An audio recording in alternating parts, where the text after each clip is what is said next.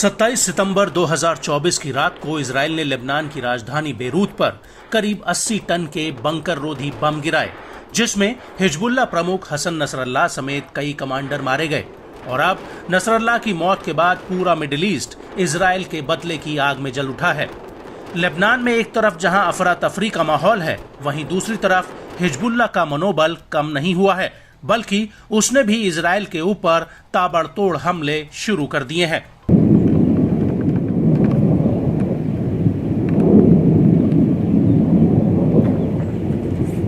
दरअसल हिजबुल्लाह ने इजराइल के ओफेक कैंप को फादी-1 रॉकेट हमलों से दहला कर रख दिया। इस हमले के तुरंत बाद अल मनारा सेटलमेंट पर हिजबुल्लाह के रॉकेट बरसने लगे।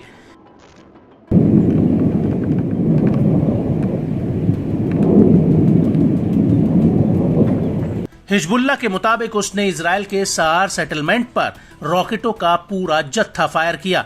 साथ ही सफाद शहर पर भी कई रॉकेट गिराए हैं। हिजबुल्लाह सफेद तक नहीं रुका, बल्कि उसने रोशपिना सेटलमेंट पर रॉकेटों के जत्थे फायर किए। हिजबुल्लाह के मुताबिक वो लेबनान की सुरक्षा और गाजा के समर्थन में अपने हमले जारी रखेगा।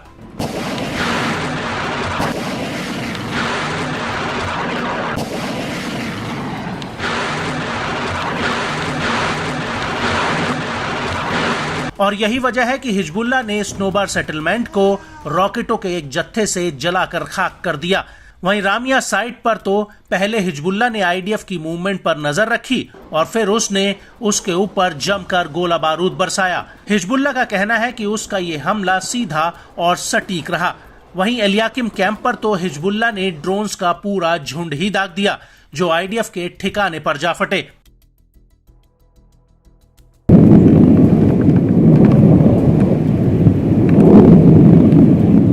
हिजबुल्लाह की माने तो उसने शतूला सेटलमेंट पर भी कई रॉकेट बरसाए हैं। इसके अलावा कफार चौबा हिल्स पर भी उसने जमकर बमबारी की है।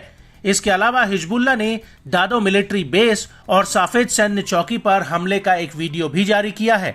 इस वीडियो में एक लॉन्चर दिख रहा है जिसमें दर्जनों रॉकेट भरे गए हैं और अचानक ये रॉकेट फायर होने लगते हैं।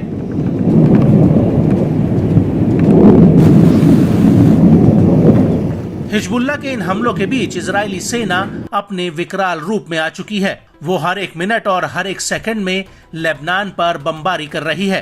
इजरायल ने 29 सितंबर 2024 को लेबनान के अलग अलग हिस्सों में जमकर बमबारी की और आईडीएफ के इन हमलों में करीब 105 से ज्यादा लोग मारे गए, जबकि 350 से ज्यादा लोग घायल भी हुए।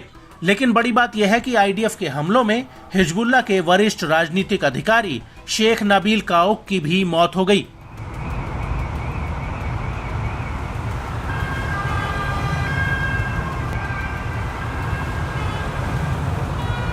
रिपोर्ट्स के मुताबिक एन अल देलब के पास आईडीएफ के हमलों में 2 रिहायशी इमारतें मिट्टी में मिल गई, जिसमें 32 लोग मारे गए। हालांकि इन हमलों को लेकर आईडीएफ का कहना है कि उसने हिजबुल्लाह के ठिकानों पर हमला किया, जबकि लेबनान के अधिकारियों का आरोप है कि आईडीएफ ने दक्षिणी लेबनान के बेका, बालबेक हारमेल इलाकों में आम नागरिकों के घरों पर हमले किए।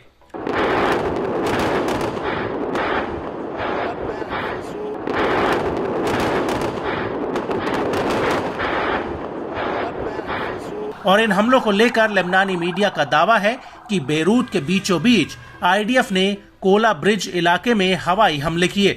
बड़ी बात यह है कि गाजा युद्ध शुरू होने के बाद आईडीएफ का ये पहला हमला है जो लेबनान के इतने भीतर और बीचों बीच हुआ।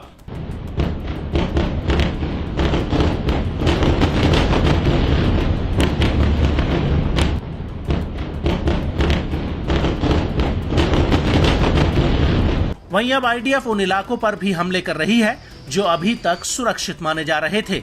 इसका जीता जागता उदाहरण बेरूत नगरपालिका पर आईडीएफ का हमला है, जो बेरूत में एक सुरक्षित शेल्टर माना जा रहा था। लेकिन अब ये इलाका भी आईडीएफ के हमलों की चपेट में आ चुका है।